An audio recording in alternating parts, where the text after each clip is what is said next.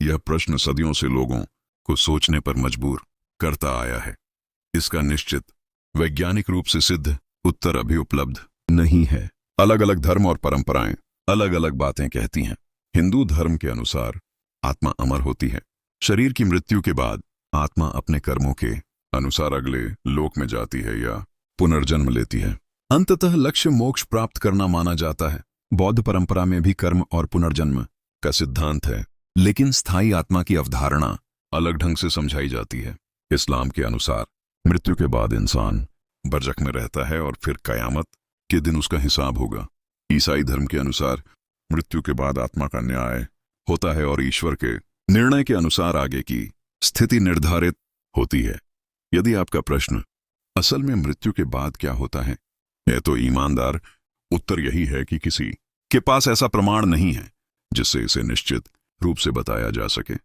हिंदू धर्म की कई परंपराओं, विशेषकर गरुड़ पुराण और अन्य धार्मिक ग्रंथों के अनुसार मृत्यु के बाद आत्मा की यात्रा कुछ इस प्रकार बताई जाती है। ध्यान रहे कि यह धार्मिक मान्यता है, वैज्ञानिक रूप से सिद्ध तथ्य नहीं। मृत्यु के तुरंत बाद जब व्यक्ति की मृत्यु होती है, तब आत्मा शरीर का त्याग कर देती है। कुछ समय तक उसे अपने परिवार, घर और अपने शरीर का बोध बना रह सकता है। इसलिए अंतिम संस्कार और प्रार्थना का विशेष महत्व बताया गया है। पहले 13 दिनों की यात्रा।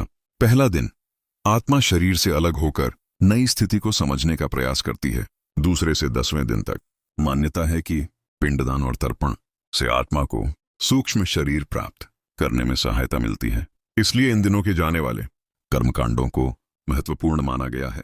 11वां और 12वां दिन परिवार द्वारा किए गए श्राद्ध और दान पुण्य आत्मा की आगे की यात्रा के लिए शुभ माने जाते हैं।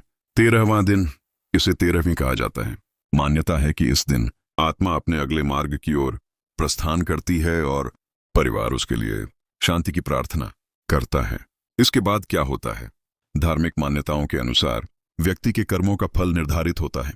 शुभ कर्मों के अनुसार स्वर्ग, अशुभ कर्मों के अनुसार नरक या अन्य लोकों का अनुभव हो सकता है। अंततः आत्मा पुनर्जन्म लेती है, या यदि मोक्ष प्राप्त हो जाए तो जन्म मरण के चक्र से मुक्त हो जाती है। भगवद गीता में श्री कृष्ण कहते हैं कि जैसे मनुष्य पुराने वस्त्र त्याग कर नए वस्त्र धारण करता है, वैसे ही आत्मा पुराने शरीर को छोड़कर नया शरीर धारण करती है। यदि आपका उद्देश्य यह जानना है कि गरुड़ पुराण के अनुसार मृत्यु के बाद आत्मा की यात्रा का पारंपरिक वर्णन क्या है, तो उसका सार इस प्रकार है।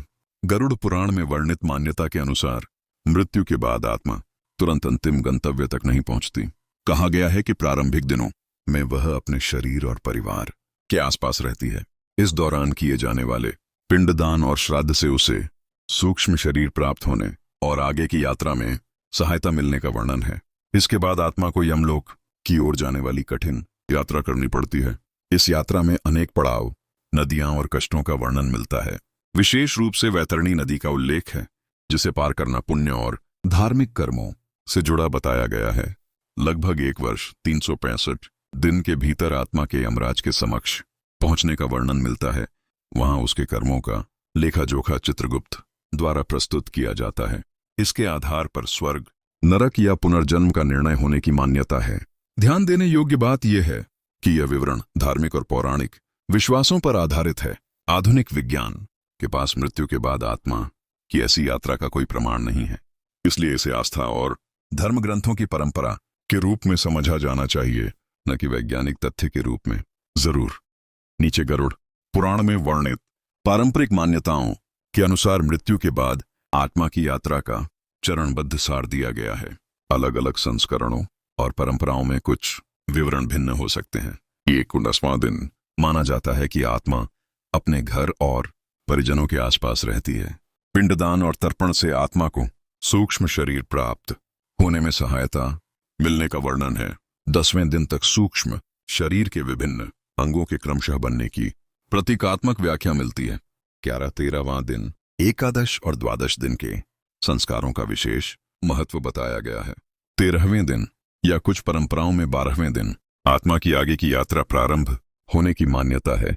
14वें दिन से लगभग 6 महीने तक आत्मा यमलोक की ओर यात्रा करती है। मार्ग में अनेक कठिनाइयों, तपती भूमि, अंधकार, भूख प्यास और भयावह स्थानों का वर्णन मिलता है। सत्कर्म करने वालों के लिए यह यात्रा अपेक्षाकृत सरल तथा दुष्कर्म करने वालों के लिए अधिक कष्टदायक बताई गई है। लगभग 6 महीने के आसपास वैतरणी नदी का उल्लेख मिलता है। धार्मिक मान्यता है कि पुण्य, कर्म और दान इस कठिन मार्ग को पार करने में सहायक होते हैं। 6 महीने से 1 वर्ष तक आत्मा विभिन्न पड़ावों से होकर आगे बढ़ती है। मासिक श्राद्ध और तर्पण को आत्मा की यात्रा में सहायक माना गया है। लगभग 365वें दिन आत्मा यमराज की सभा में पहुंचती है। चित्रगुप्त द्वारा कर्मों का लेखा प्रस्तुत किए जाने का वर्णन है। कर्मों के अनुसार स्वर्ग, नरक या पुनर्जन्म का निर्णय होने की मान्यता है। यह ध्यान रखना महत्वपूर्ण है कि ये विवरण हिंदू धार्मिक परंपरा और आस्था का हिस्सा हैं। इन्हें वैज्ञानिक रूप से सत्यापित तथ्य नहीं माना जाता, बल्कि धार्मिक ग्रंथों में वर्णित आध्यात्मिक शिक्षाओं के रूप में देखा जाता है। के बाद पहले 13 दिन, पहला दिन आत्मा शरीर से अलग होती है। अपने शरीर, घर और परिजनों को देखती है, लेकिन उनसे संवाद नहीं कर पाती। दूसरे से 9वें दिन, प्रतिदिन के पिंडदान से आत्मा के सूक्ष्म शरीर के क्रमशः विकसित होने का प्रतीकात्मक वर्णन मिलता है। परिवार के संस्कार आत्मा की यात्रा में सहायक माने जाते हैं। 10वां दिन, सूक्ष्म शरीर पूर्ण होने का उल्लेख मिलता है। 11वां और 12वां दिन विशेष श्राद्ध और तर्पण का महत्व बताया गया है। 13वां दिन आत्मा की यमलोक की यात्रा प्रारंभ होने की मान्यता है। पहला महीना यमदूत आत्मा को साथ लेकर आगे बढ़ते हैं। मार्ग कठिन, निर्जन और भयावह बताया गया है। पहले मासिक श्राद्ध से आत्मा को राहत मिलने का वर्णन है। दूसरा महीना आत्मा लंबी यात्रा जारी रखती है। भूख, प्यास और थकान के प्रतीकात्मक वर्णन मिलते हैं। दूसरे मासिक श्राद्ध से सहायता मिलने की मान्यता है। तीसरा महीना अनेक कठिन प्रदेशों और अंधकारमय मार्गों का उल्लेख मिलता है। सत्कर्म करने वालों को अपेक्षाकृत कम कष्ट होने का वर्णन है। चौथा महीना यात्रा और कठिन होती जाती है। दान, धर्म और सेवा के पुण्य का फल मिलने की बात कही गई है। 5वां महीना पाप और पुण्य के प्रभाव अधिक स्पष्ट होने लगते हैं। धार्मिक जीवन जीने वालों के लिए मार्ग अपेक्षाकृत सरल बताया गया है। 6ठा महीना वैतरणी नदी का उल्लेख मिलता है। इसे पार करना यात्रा का महत्वपूर्ण चरण माना गया है। गोदान और पुण्य कर्मों का विशेष महत्व बताया गया है।